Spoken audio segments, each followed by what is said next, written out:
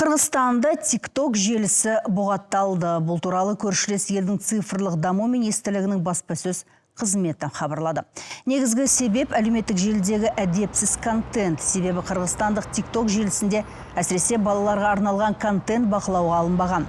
Қадағалаудың жоқтығы жеткіншектердің денсаулығына, жүйкесіне кері әсерін тигізуі ықтимал.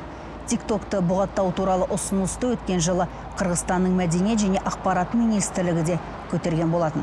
Мұндай бастама балалардың психикалық және рухани дамуына зиян келтірмеу үшін қолға алынды.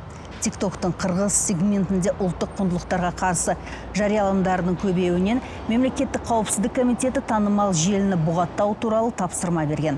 Бірақ кейбір интернет-провайдерлер TikTok жұмысын толық шектемеді.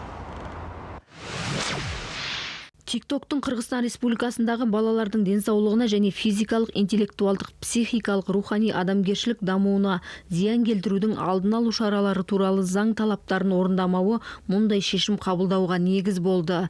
Заңда балалардың денсаулығы мен дамуына зиян келтіретін ақпарат түрлері көрсетілген.